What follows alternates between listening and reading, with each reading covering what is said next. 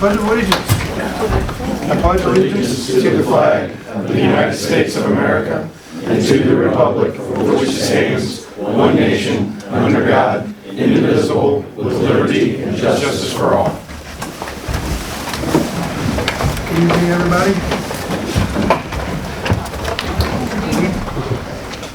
Public comment. Yeah. Ladies first.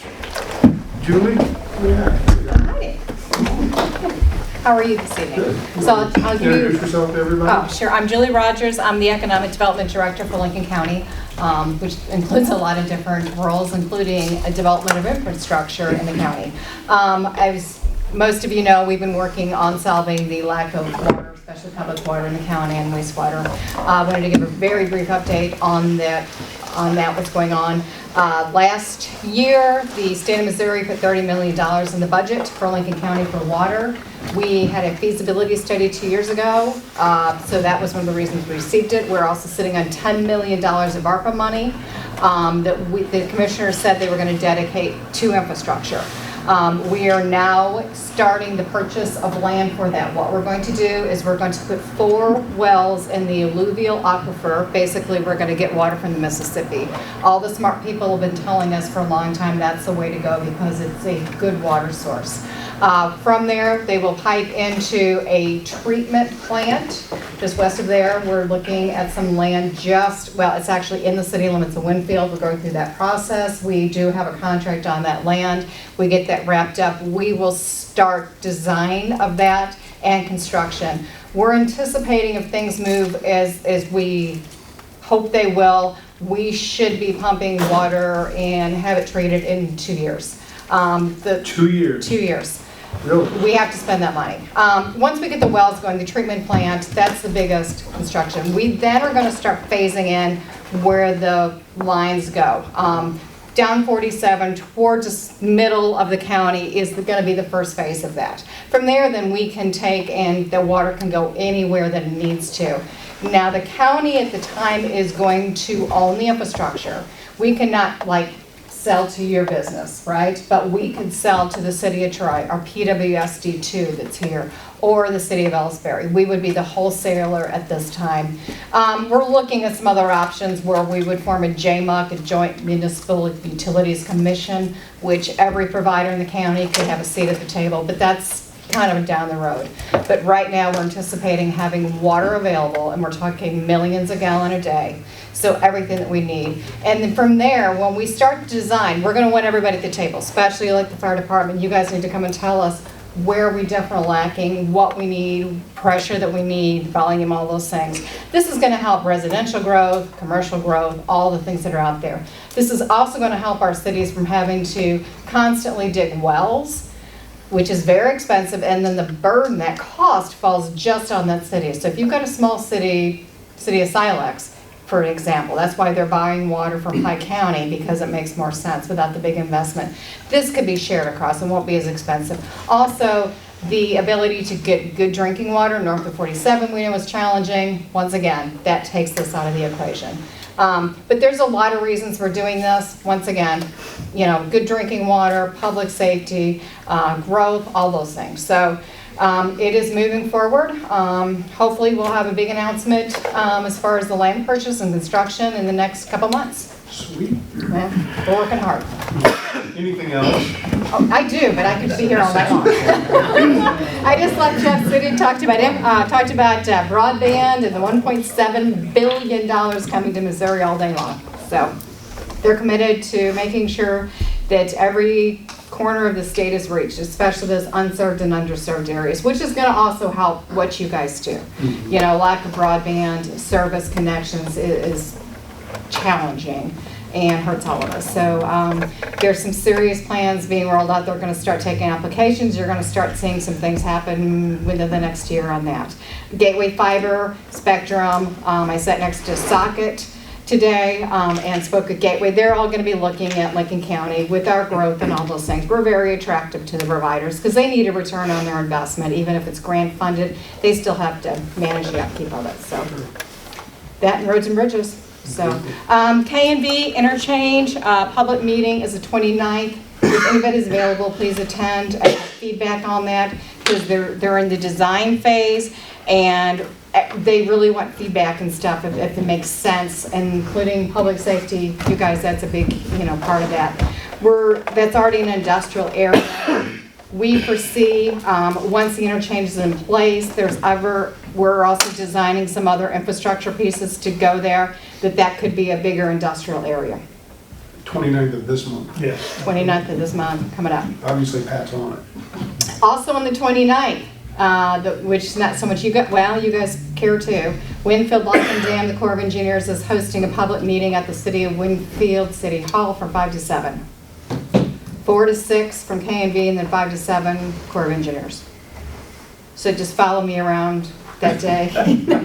You can hit all the meetings. Last time I did that, you called the police. Well, I didn't know who you were.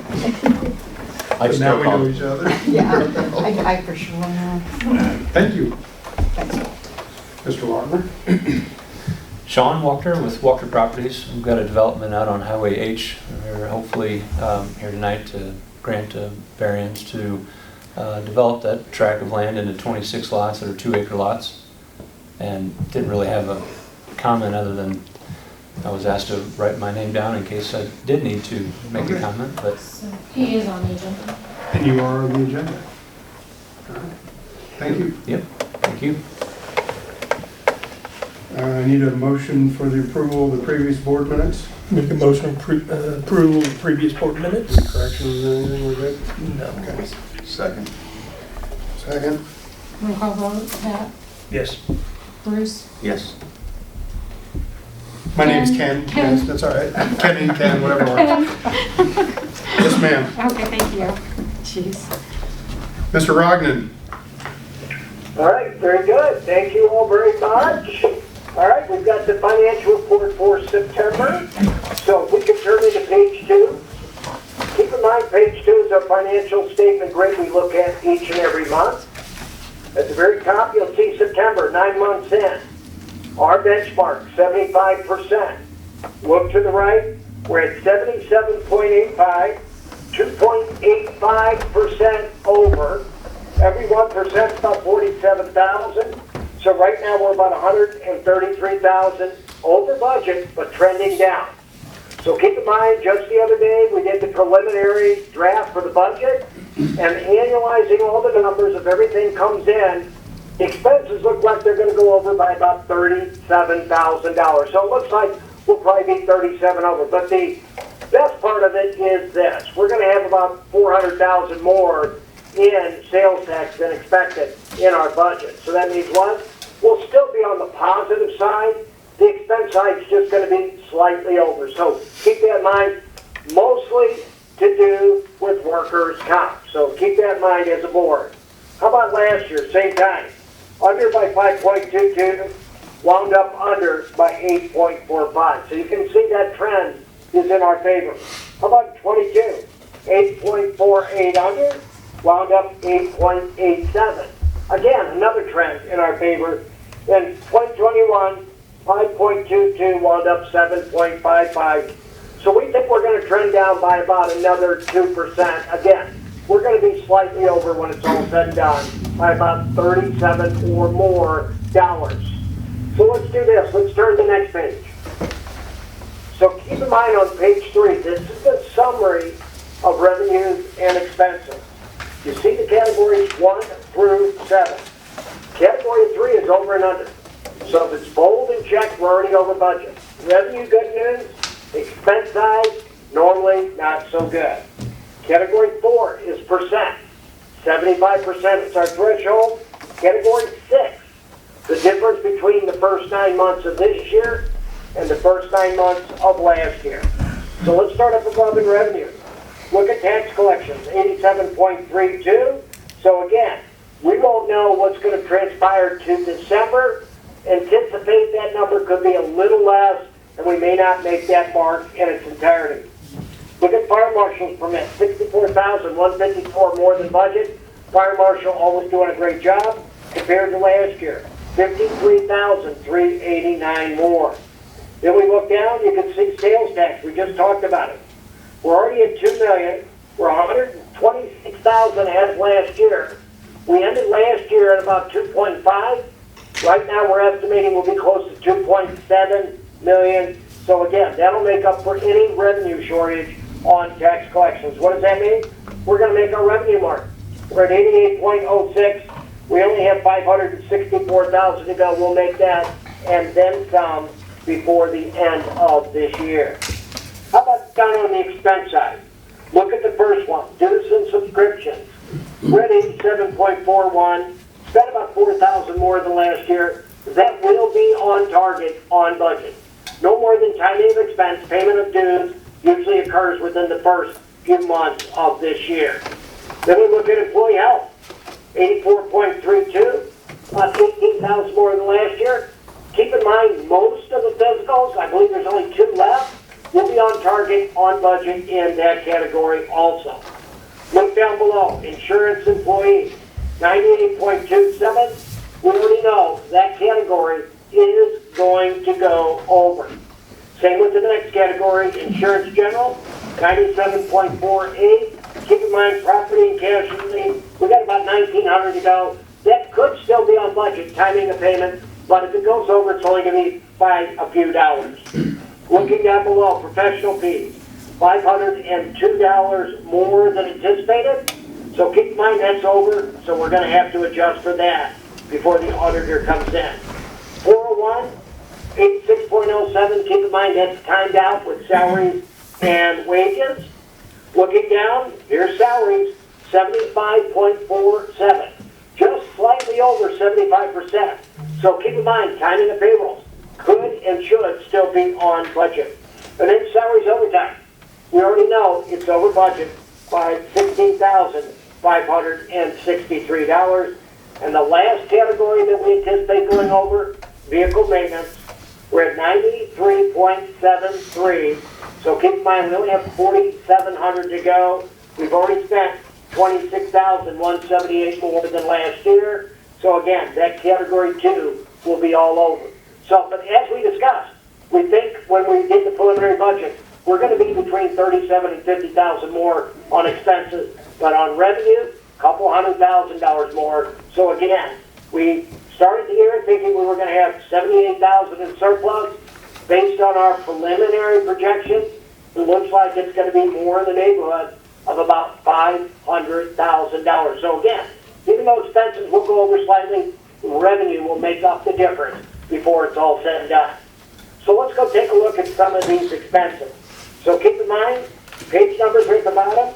We go to page 28, and this is the page we look at each and every month, where we compare side by side this year compared to last year's general fund expenses. Keep in mind, looking at the far right-hand columns, the two far right-hand columns. So if you look down, you can see salaries, then salaries overtime, and then we look at election expenses. We had one this year, didn't have one last year, that's why we have 18,360. Payroll taxes go hand in hand with salaries and salaries overtime up above. Office supplies, you can see right here, about $2,600 less. So you can see we're on track. And again, Donna and Linda doing a great job there. Communication expenses, almost dollar for dollar where we were last year. So keep in mind, you can see those are going to be your radios and your cell phones, T-Mobile. So again, almost dollar for dollar. Fuel right down below. So you can see, go to the top of the next page. Good news, we spent less this year by about $9,000. Then we look down, dues. There's the dues we talked about. For the most part, paid in full. So $10,000 this year, $6,000 last year, $4,000 difference. Advertising, almost dollar for dollar, about $200 difference. Then we look at insurance general. Keep in mind, that's our DeWitt. So you can see 74,000 this year, 72 last year. Insurance general, because of all the hailstorms, going up roughly 6 to 9% on an annual basis. How about insurance employees? You can see 725 this year, 595 last year. Again, 6 to 9% more on an annual basis is what's transpiring with insurance employees. Professional fees we've talked about. So keep in mind, for this budget year, you could see about 10,000 more on legal than anticipated, and then we had some other expenses built in regard to this category. Very bottom, you can see, as we move forward, to the very top of the next page, building maintenance. So if you go to page 30, you'll see 32,000 this year, 28,000 last year, a $4,000 delta. Again, to be expected given the buildings. Down below on page 30, to the top of page number 31, equipment maintenance. So if you go to the top of the next page, you'll see 22,000 this year, about 11 last year, so about $11,000 more than the year before. That's going to happen from time to time. Keep that in mind. EMS equipment, though, is less. 9,000 last year, 4,900 this year, so we're in good shape there. Vehicle maintenance, we talked about it, but keep in mind, we're going to continue to stress. If you look down, Bellman Buick, 14,614. That was the car that got caught up in the hailstorm last year. Keep in mind, the insurance money came in last year, and the repair happened this year. So if you subtract it, you want to do apples to apples, it's 56,000 to 44. It's still about a $12,000 delta, but nonetheless, 14,600 represented last year's issue, but got fixed this year. 457 timed out with payroll. Dr. Fees talked about that. We're almost there. 25 this year, 7,400 last year. Awards, about $1,100 different. 17 this year, 585 last year. Bottom of page 31, top of page 32. Fire prevention, 6,200 this year, 77 last year, about $1,500 delta. So we're spending about the same. Training and education right below that. 41,000 this year, 37 last year, again, $4,000 more. But the good news, we're able to get out and do more specialized training than we have in the past. Below that, uniforms, about 7,000 more, 31,000 this year, 24,000 same time last year. And then the top of 33 is PP&E. Keep in mind, in the year 2024, most of that, you can see all of it to date, has been paid through the bond. None of that has come through general so far. We may have some expenses in December. And then we look at supplies and cleaning. Keep in mind, we restocked the new station last year, around March. 12,000 this year, 24 last year. Half, and again, restocking a station to get started. And then utilities. Look at that. 65,000 last year, 47 this year. So again, with the new building on being more energy efficient, coupled with all the other items going on within the district, all good news. So you can see expenses just a little bit more, but most of those, if not all, were budgeted. So let's go to page number 37. So keep in mind, we always keep an eye on that bond. So this is the money that's going to be spent on capital. The big expenditure coming through next year will be the ladder truck fully equipped, a little over $2 million. Keep that in mind. Top of page 37, you can see $4.2 million. So keep in mind, half of that is going to be spent on the ladder truck. So it gives you the idea of what we have left as we move forward. If you go to page 38, you can see for this month, we only had $8,000 in expenses, and it was related to a station. If you go to page 39, there's the detail. Everon, FKA, ADT commercial. So you can see 8,047 year-to-date. We spent 24,000 with them. Page 39, you can see all the year-to-date expenses on the far right by vendor. And then, if you go to page number 41, now you can compare the two side by side like we do in general fund, vendor by vendor on the capital projects. If you look up above, we brought in $163,000 in interest this year. So again, bond money that can be used in interest to purchase other capital-related items for the district. Looking down, you can see the big expenses this year compared to last year, so you can go vendor by vendor to see where the expenses are being paid out to. So page 42 just says we spent $385,000 this year. Last year, 2.9, but last year was the completion of the building. And keep in mind, the big expense coming through in 25 will be that $2 million ladder truck fully equipped. So with that, that's the financial report for the month of September. I'll be happy to address any questions anyone may have. Good. We're good, sir. Thank you very much. Great, good, thank you all very much. You guys doing a great job, great bottom line leadership. Appreciate everything. Have a good evening. Thanks, Thank Rick. you, you too. Thanks, Rick. Thank you, Chief. Linda, do you have correspondence you need to talk about? I just need to approve the payment of bills, please. I'll make the motion, we pay the bills. Second. Roll call vote, Pat. Yes. I'm Ken. I know, I remember. Bruce. Yes. It'll be a test. Ken. I'm just giving you a hard way to go. Okay. Yes, Can you give me ma'am, a vote? is the Okay, answer. Thank you. That's all I have. Chief Marlowe. Chief's report, good evening, board, and thank you. First item up under my report is Station 2 Engine Bay Concrete Cracks update.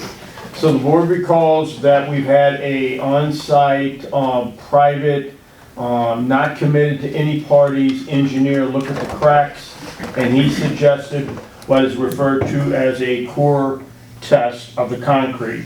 Basically, you drill a 4-inch hole into a non-shown area of the engine bay floor. It's sent off for analysis, and it should determine what truly is going on with the cracking. That information was relayed to Matt Nye Navigate. Matt reached out to our partners, LCS and Buckeye Concrete. They agreed to the core test and paying for it. And there's a company that Matt and I recommended, and I have an agreement from them that needs to be approved. It's basically called a company called UES. They're out of the Creve Coeur area on Lackland Road. And basically they will do a 4-inch core hole. They'll patch it with non-stretching caulk, and they'll send that off for analysis and give us back a report.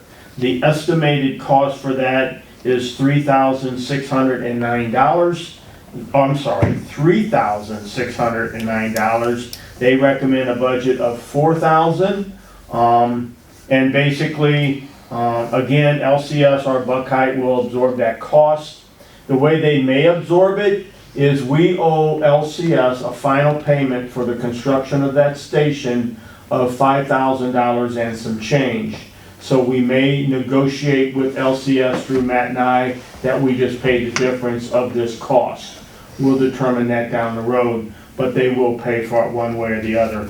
All I need approval from is the board to sign this agreement with UES for an estimated total cost of $4,000.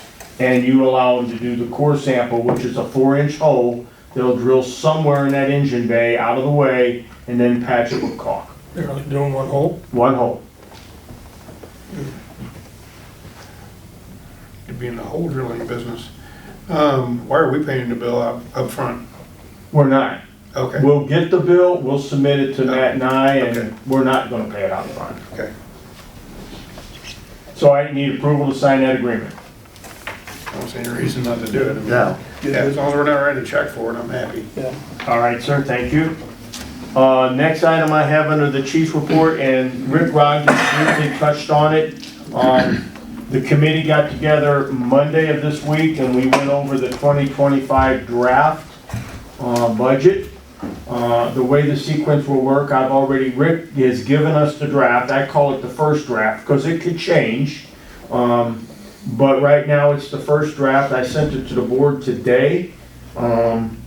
We'll keep our eyes on it. If there's any changes, we'll submit that to Rick. Rick will make those adjustments. I'll send out that as a second draft. But basically, the November board meeting, you'll get the final draft, and then you'll have a month to absorb the final draft, and in the December board meeting, if acceptable, you'll approve that final draft. That's how that sequence will work. You do have that draft first copy in your email. I got mine. Yes. Next item up I had was the station security cameras and ADT. So ADT did complete their job with the security cameras here at Station 1. Robert and I personally walked through the final walkthrough and all is good. The firefighter side on their monitor shows all of the outside cameras in engine bay. Good quality footage being recorded, and security cameras being recording or whatever. And we have everything we need on our end. So we are pleased with with what they've done. Were they able to incorporate the areas in question, I think that you guys asked about? They ran the conduit along the side of the retaining So they got wall to cover the that coverage where back you all area. park and then back where the Yes, fire sir. trailer was? Yes, sir. And that's all I have under my chief's report. Robert? This month, again, has been our fire prevention month. So we've been to numerous high school, grade schools, kindergartens, preschools. We get done, we'll reach over 3,300 kids from kindergarten, pre-K to 5th grade. So I appreciate everybody that's been helping with that. We do still have several trunk or treats coming up, so we'll finish them up here shortly. Since the September board meeting, Will Cassidy and Nick McGavick have received their state fire investigator certification. Captain Paul Sandstone received his driver operator aerial. Will Cassidy has completed all his prerequisites, and he's actually starting his process of being, his ride time of being an acting captain. 100 hours of ride time, and then he's got different calls that he has to complete. So Captain Owenby is over him, and that started about a week ago. So that process started. Captain Fair last week attended an incident safety officer class, and Lee Schieffer is currently taking a driver operator pumper class this week. The policy committee has been reviewing the first round of policies. I forwarded you all 10 policies that Aaron sent to me that either had no revisions or very minor wording changes. So we'll discuss them later, and then December board meeting can move forward with that. So the other ones are being reviewed currently. Monday, September 30th, dispatch did switch over to their new CAD, their Premier 1. The Friday afternoon before, in the middle of the afternoon, late afternoon, they decided to do some testing. And then for the whole weekend, we didn't get any calls coming into our reports. So we were already behind the ball when they switched over. Once they switched over, we had a lot of complications. We is not getting our reports in time. They've been working on it pretty hard. We still don't have all our reports that we didn't come across. Now we're down to basically mutual aid calls. And they're starting to come across that if we go to a mutual aid response, we weren't getting our calls. It has to do some with the way they're cloning it / giving us the call. If they combine the call, we're not getting it, but if they clone it, open up incidents, put them together, and then we're creating a call. Is that working for us? It's getting better. Okay. Sea Crew actually went over there with the dispatchers the other day and kind of seeing what their frustrations are. Things that of course, everything's new, but some things that's not working as easy as the other process. Last night, I got a text or a Facebook post. The dispatch actually lost internet, phones, almost all for several hours. Yeah, about 5 hours. So they had an issue, they had to work through on that part. That's gonna happen. Yeah, so it gets rolled over. They go to Warren County and then I think St. Charles County, Steve? Yeah. We have 2 personnel left to finish up their SSN physicals. So one of them will be getting it done next week, and then we have one after that. Station 2, we had trouble with some of the rooftop unit and one of the P-tacks in the bedrooms. So we had Coleman Heating and Sheet Metal come down. They were the ones that did the installation on it. On the P-tack unit for the room unit, it's a sealed unit. It's a throwaway unit. And they basically said, yes, it leaked all the coolant out of it and it needs to be replaced. Since it's only been 1 year, we tried to go back to warranty. They're still discussing that with warranty, but we had to move forward and we purchased one to put in there. The Coleman's still fighting that, on that portion. They're fighting us on it? No. Coleman is fighting, it's Frieden, Okay. the manufacturer. So they're saying since it's a commercial, they don't want to pay for it. So the rooftop unit. They didn't mind taking our check. Didn't mind taking our check, yeah. So while they were down there, about a week before we were down there, and the rooftop units in the back, the very front office wasn't cooling very efficiently when it was extremely hot. So they went up and looked at it, and they kind of did the same thing as one of the coils up there had leaked all the fluid out, or excuse me, the coolant out of it. So they had to go up there and they had to fix what they found, soldering joints. Then they had to pressure test it. They had to add the coolant to it. They had to monitor it. They got it back up and working. The rooftop unit, they was able to get part of it under warranty, but not all of it under warranty. So we had a go there. So we did a couple of things that worked on that. While they were there, they also inquired if we was interested in doing a biannual maintenance for Station 1 and Station 2 PM work on it. So they give us a proposal. I also reached out to Brushes to see what because they work on Station 1, Coleman is working on Station 2, and we haven't heard back from them yet. I'm still waiting for them. We also had trouble with the garage doors. One of the rear garage doors in the back kept binding up and tripping the breaker and throwing the keyway out. Troy overhead door that does our maintenance come down there, and two of the brackets that were mounted weren't mounted straight. So when it was nice and greased, they would spin, but when they were getting dry, they were sitting there and they were popping. And so he had to go there and adjust that. Did preventive maintenance on those doors. Went to Station 4, did preventive maintenance, and then coming to Station 1, did preventive maintenance there. Station 1 door, the center door, usually has 2 screws in it. Since all the use, that's our main door, they had to put 4 screws in to hold it. So he said we still have a year or so, but that'd be the first door we'll be replacing here at Station 1. So they kind of worked on that. We also had a transfer switch. We have a small generator up at Station 4 that runs the building. It also runs the tower beside us, so that it wasn't kicking on properly. We found that the transfer switch is shorted out, and about $1,500 repair. Warren County Electric is getting the parts and hasn't fixed that yet, but it is on the repair list. It's almost always never easy. Yeah, but that's what I have for you. Thank you. From my point of view, I think it's great. You guys are all out getting training and working on your careers. And anyway, I just wanted to say thank you, because we all got lives and families and other things that are taking our attention away. So all the extra training you're doing, I appreciate and I notice. So.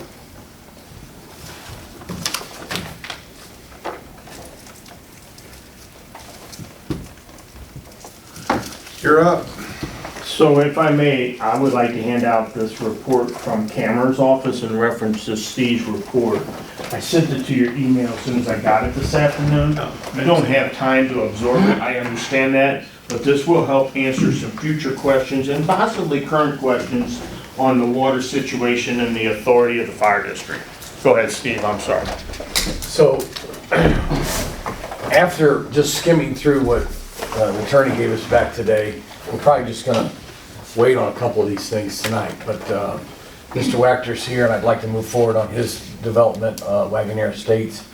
And we met and basically said, hey, this is a large lot subdivision.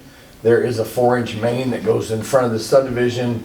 I agreed that I would bring to you 3 hydrants in the subdivision, and they would just be fill hydrants, so a single 2.5 outlet, one right at the entrance, and then one at the end of each court, and we would accept that. And there's a couple reasons why I feel this way. The 4-inch line with just fill hydrants, there's no way we're going to collapse the line. There's no way that, there's no argument that can be had there that we're going to sink or swallow or you know, tear up a line. And this 4-inch line probably runs 1.5 miles from where it's a larger line, and that larger line's 8 or 10 inch, I can't remember. So this subdivision's down H. So I guess I'm asking for a variance request for Wachter Construction to proceed with the development on H with the 4-inch water main with single outlet 2.5-inch outlets coming off of, fill hydrants, basically. I explained that well enough? Explain it to me, where they're fill hydrants, not large capacity hydrants. Yes. Nothing we can stick a line onto. So it's got great pressure, actually. Okay? It's just not a large volume. So, And we can't put regular hydrants in there. so it's not gonna benefit us to put regular hydrants in there, then we're backpedaling with DNR, we're backpedaling with the water department, we're doing some more of this with the city. I believe if we proceed down this route on a large lot subdivision, it's in the right direction. Okay? Chief? I accept Fire Marshal's recommendation. Flavor? You have an opinion on that? Do I understand we can use it to fill the trucks up with? Yes. Is that what you're saying? Okay. Yeah. Okay. Need a motion? Oh, please. Make a motion, we approve the variance for Walker Construction? Is that the only one we're looking at? Let's get through this one We're first. gonna do one at a time, yeah. Okay, gotcha. Second. Roll call vote, Pat, Yes. Bruce, Yes. Ken. Yes, ma'am. So Wright Construction is on the agenda as well as Swafford Kinsey. And those are totally different situations. Wright Construction, there's a large main right in front of the building. And the building requires 2 hydrants. There is 1 hydrant that they did put a gate in so we could access it. The city is denying a tap onto that line to provide the fire protection for the rest of the building. That's one situation. And then the other gentleman who's wanting to put up a structure, and we're not far along enough to know how many hydrants he needs, probably at least 2, maybe 3. But when he reached out to the city for information on this, they basically referred him to his attorney, their attorney. And that's really all the further we got with that. So those 2 things, I kind of like to So take. the city never got back with them? No, and after listening to the meeting last night at City Hall, I kind of understand why they never got back to them. The city's wanting to eliminate any additional taps outside the city limits on the water system. Okay? So, Even Can I just for, add one thing? yeah, So Mark Ziegler runs Alliance today, or helps run Alliance Water, Public Water One. So Corey reached out to him and said, hey, do we have these issues over here, or is it strictly over here? And he said that he did reach out to Troy, he just said the governments, and they refused to even give him a letter to say that he was beyond 600 foot. so I'd like to visit this, do a little more homework on this. I mean, Kamer, I just skimmed over this, and basically it says, hey, the fire district can push the city's hand on this. But I don't know if that's the best way to go either. So I think that those 2 need more discussion before any decisions are made. And where are they at? So the one's off Lynn's Mill, and that building is where there was, like 10,000 cars. And there's not a car out there at all now. There's not 1 car out there. It was a ghost town.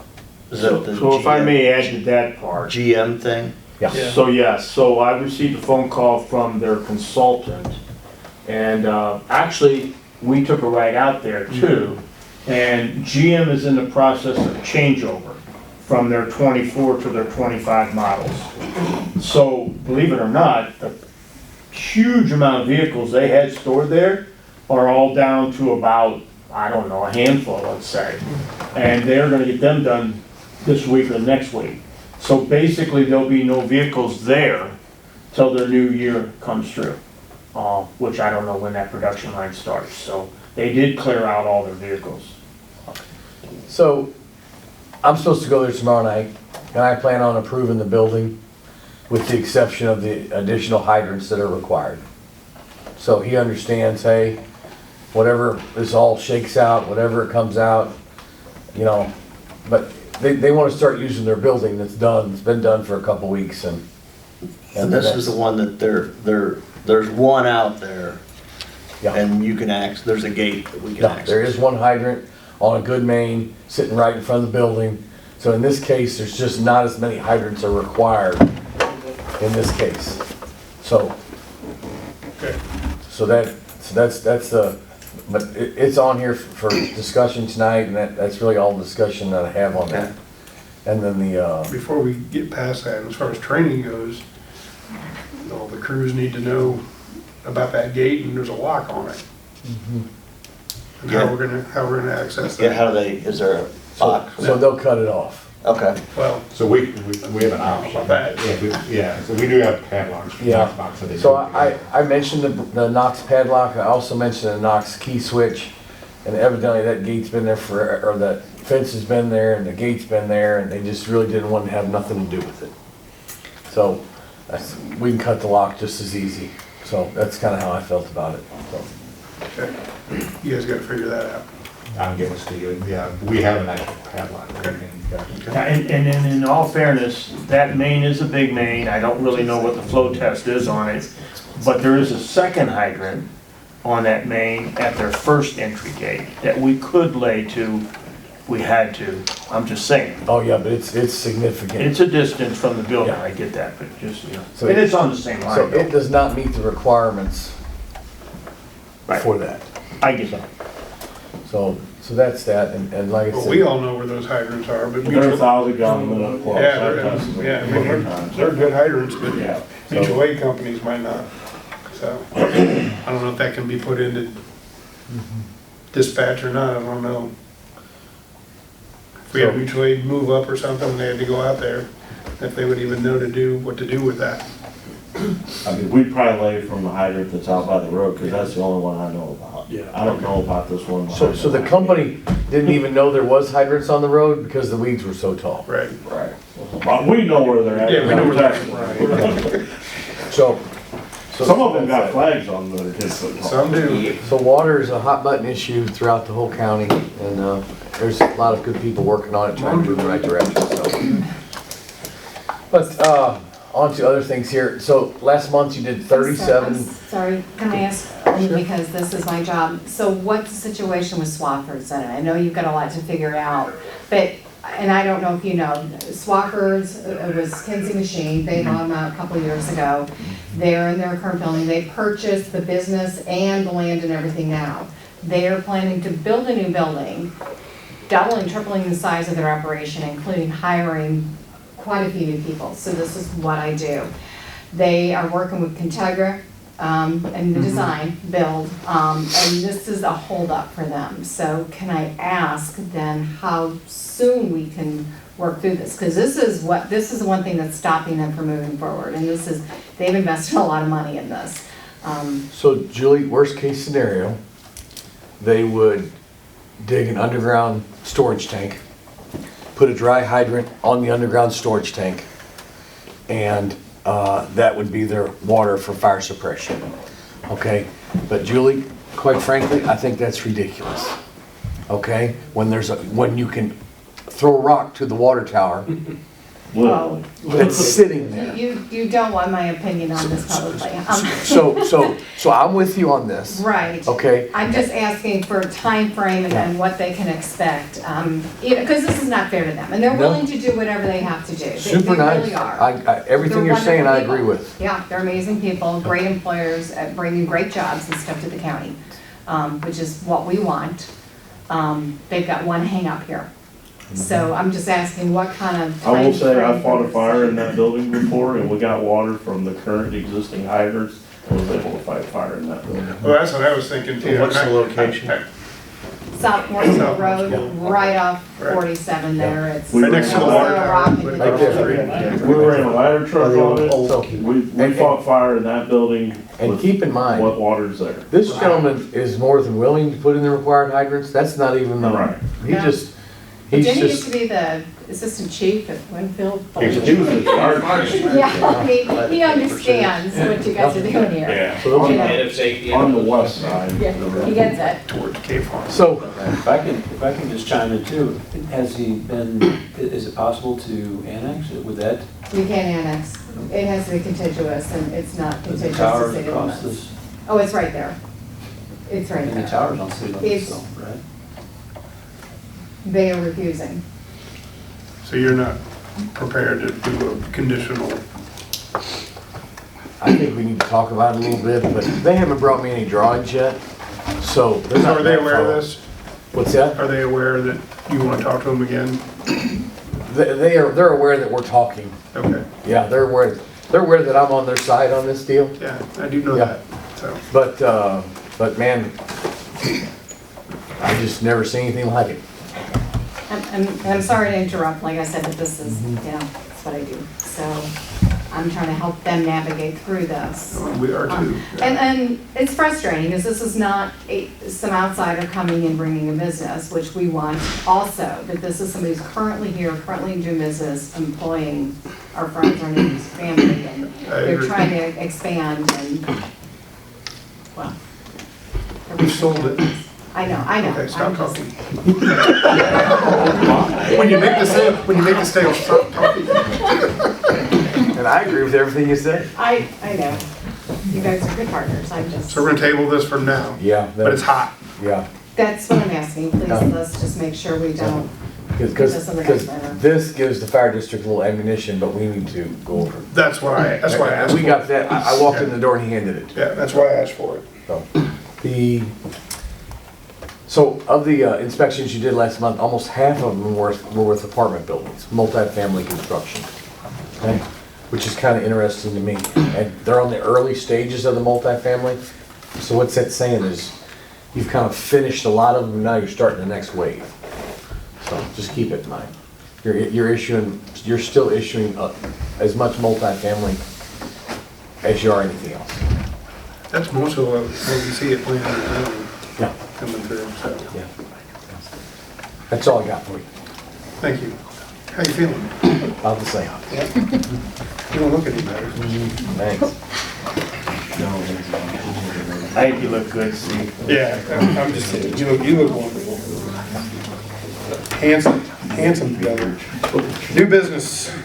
So we have no old business, obviously, new business. Regis CAD contract. A little history behind this request. So the Emergency 911 Dispatch Center elected to go with a Premium One CAD system, which is monitored or supported by Regis. The dispatch center, through their board of directors, was very gracious to the fire district. And we were able to negotiate with the dispatch center that the dispatch center would pay for what I call the upfront money and the first year of this agreement. Regis requires, and we have no control over it, a 7-year contract with them. Now, you can get out of the contract with cause, but it's a contract, it's an agreement. And it's for 7 years. Dispatch agreed to pay the upfront money in the first year, which actually totaled to be about $20,000 and some change. So thank you, Dispatch, for that. But we are responsible for year 2, 3, 4, 5, 6, and 7. And it's an agreement. So what I'm asking the board to do tonight is agree and allow me to sign that agreement. Right now, we have tablets in all of our apparatus, fire trucks, but we have no communications through them because the old CAD was placed out of service and the new CAD's not been entered yet because we don't have a contract. Once they have the contract in hand, Regis promises us they can move forward quickly, and included in all of that is their train-the-trainer.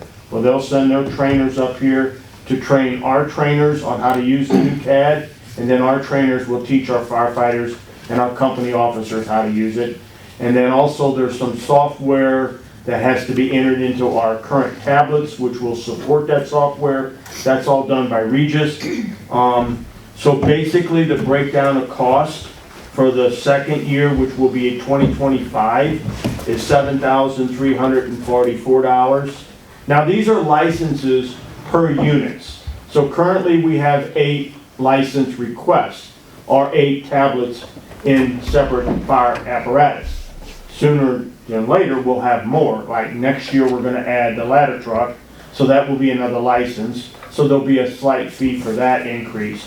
But basically, each license has a fee to it. And this is the total amount, $7,344 for year 2, $7,688 for year 3. Per unit. No, total. Oh, Okay, total, that's 8 units. 8,024 for year 4, 8,384 for 5, 8,768 for year 6, and 9,168 for year 7. And Linda, I'll give you these notes later for your minutes. That's a total of 49,376 over those 6 years, or a total of 7. So basically, again, this is the system that dispatch went with. If we want to have our mobile data terminals get all of the information we need through the computer system, which allows us a tremendous amount of upfront information and current information on that particular incident, then that's the fees that we would have to pay for. So what I'm asking the board tonight is to approve me to be the signer of this agreement for the total 7-year contract. I mean, we're not shopping it. No, sir, there is no shopping. And you included this fee in your draft budget for next So the question came up, when would we owe it for 2025? We're hopeful that we won't get that invoice until December of 2025. We'll pay it at the end of December, or January rather, so that will come in the 2026 budget. So it does not reflect in the 2025 budget. Could come in 2025. We're gonna make sure it comes in Okay. at appropriate time. Well, I think you said the first year was up, they paid up front. They did, so that's why we'll owe for It'll be this 2026. 2020, It's almost over. Are they Well, gonna rent it? it's effective the first of the year. okay. Okay, that's fine. We don't have a choice. No, sir. Yeah. But again, dispatch was very friendly to us in taking care of what we had already, we obviously we had this in place, and it wasn't our call, but dispatch paid that upfront money, which was considerably a lot of money. And we thank them for that. So what, in 2026, obviously this is all the cost, but if we add the ladder truck, there'll be additional. That each time we add another piece of apparatus or a tablet, call it a mobile data terminal, to a piece of equipment, be it a utility truck, brush truck, pumper, ladder, there's another license, you'll have another fee. This is our base fee on the 8 Currently ones with we it, have. yes, sir. The next one, you'll have to pay the upfront fee too. Do we need a motion? Oh, sure. Make a motion, give you authority to approve it? A second? Roll call vote, Pat, Yes. Bruce, Yes? Ken, Yes, ma'am. thank you. Thank you, board, that's all I had under new business. Paul? Yeah, kudos to the shop members for stepping up this year. We had, during the, fire prevention weeks, we had folks coming in and, taking trucks to do those PR events to kind of lighten the load on almost every day, I think, except for maybe 1 or 2, of the on-duty crews. So shout out to everybody for doing that and helping each other out. I would like to get an update, if I could, on the surveys. Yes, I talked to her today, and as far as for the anonymity, what we're gonna do is, she's gonna issue a 4-digit PIN, and we'll have 24 of those sealed in envelopes, and we will give them out, and you can randomly draw a PIN number, so we won't know, you won't know, nobody will know, and that will allow access to the survey, so there's no tracking of who has what PIN, if that makes sense. Yep. Yes, So sir. that was the solution we came up with, to make it completely anonymous. So she is working to do some testing, because she asked about employee IDs, and I said, I don't really like that idea, but if you could just make 24 random 4-digit Yeah. pins, and we'll put them in envelopes, and so she's gonna do some testing on that. It shouldn't be a big issue. It'd be like, if it was an employee ID number, but she'll come up with that, and hopefully in the next couple of weeks, we should be able to, it'll be pushed out by email, and then the chief or assistant chief will have the envelopes, and captains can come pick up 4 envelopes for their shift, and Okay. so, do you have any other comments on it?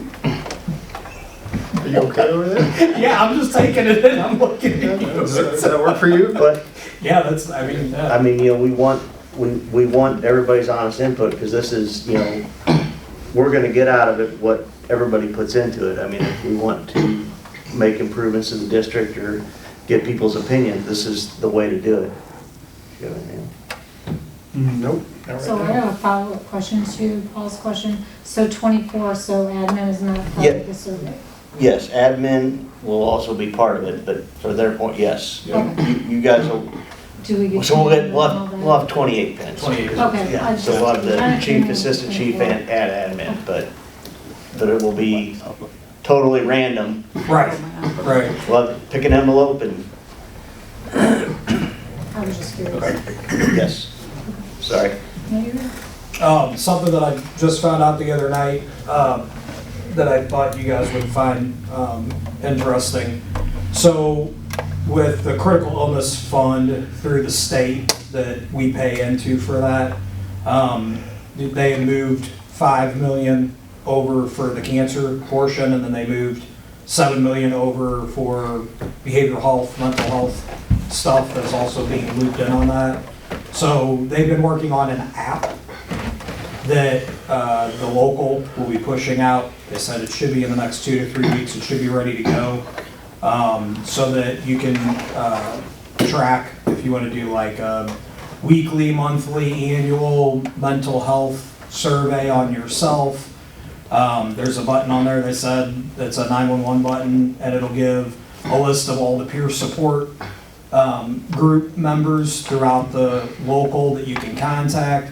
It'll give you different locations that you can go to if you need to, you know, not necessarily be checked in, but you need to go to a facility to actually talk to somebody, like Compass Health down in Wentzville. They've got an urgent care deal down there. Another portion of that they are including in that is exposure tracking. So we should be able to, I don't know to what extent yet, but we should be able to track any fire that we're on for all of our exposures, so that the concept is when we're having these guys 15, 20 years later on the job coming up with cancer, that we're able to hand this to the oncologist and go, well, here's, you know, well, what's your exposure been? This has been our exposure, if we're tracking it. Right. So We don't track that here. I'm anyway. pretty, It's in our software, you have to go back to the duty, when they're on duty, you go back that way.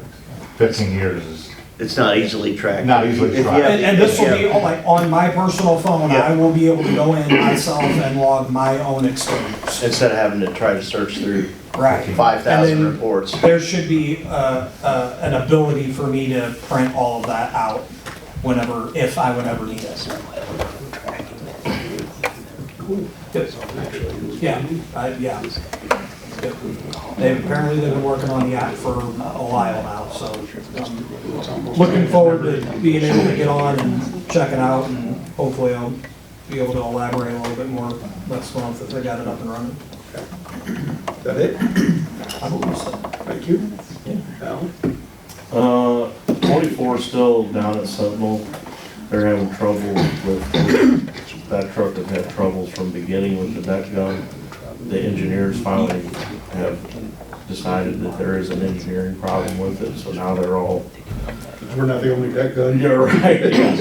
So now they're all trying to talk to each other to figure out what they're gonna do with it, so, I'm kinda at the breaking point with that truck of just send it back to us without a deck gun working if they can't figure something out, but other than that, gonna do your yearly pump test, ladder test.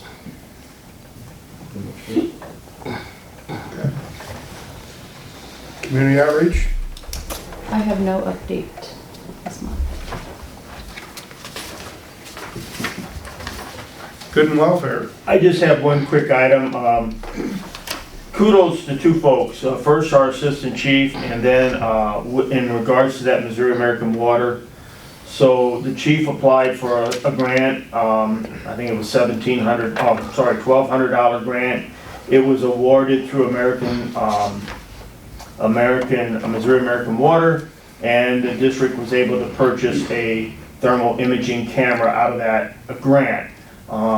The folks with the water company came by this week and we did a quick photo shoot. But again, if we didn't ask, we wouldn't have received. Robert does the work, he does great work with that, and we thank him and Missouri American Waters for the grant. Thank you, Robert. Excellent, thank you.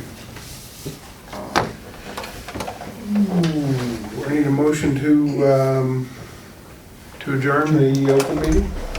Make a motion we adjourn to closed session pursuant to RSMO 1621.1 and 23. Second.